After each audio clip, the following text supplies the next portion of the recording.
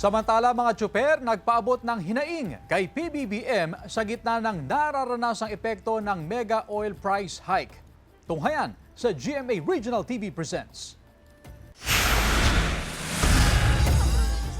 Sa kalahating araw ng pamamasada, mahigit 200 pesos lang daw ang kinikita ng mga tsuper sa terminal ng jeep na ito sa Dagupan City. Hindi pa kabilang dyan ang gasto sa langis at boundary, kaya halos walang naiuuwi ang mga tsuper. Matumal na nga ang pasahero, sunod-sunod pa ang oil price hike. Gusto namin gawin yung pababain. Kawawa na kaming driver. Hirap na kami talaga. Sa totoo lang.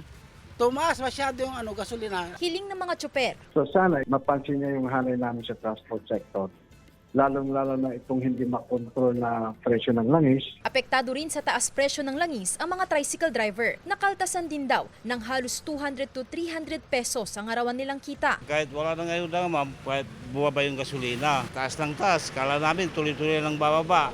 Katulad nung may ayuda yata kami, kasama kami kasi malitang kita nga namin. Mas maganda yung tuloy-tuloy niya ni Presidente yun. Bunsod pa rin ng tensyon sa gitnang silangan ang malakihang taas presyo sa petrolyo. Nitong Marso, nag-out of stock pa sa langis ang ilang gasolinahan at tumigil sa pamamasada ang ilang pampasaherong sasakyan. At ngayong tumaas muli ang presyo ng petrolyo, panawagan ng transport sector, alisin ng excise tax o ang dagdag buwis sa kada litro ng langis. Itaas ng piso ang singil sa pasahe at palitan ng oil deregulation law na nagbibigay ng kalayaan sa mga kumpanya ng langis na magtakda ng sarili nilang presyo. Ang gusto natin marinig talaga, amendahan yung oil deregulation law, tapos yung fuel subsidy na extended sa mga gasoline station at yung ating fare increase. Kasama si Daryl Peralta, Sandy Salvacio, One North, Central Luzon.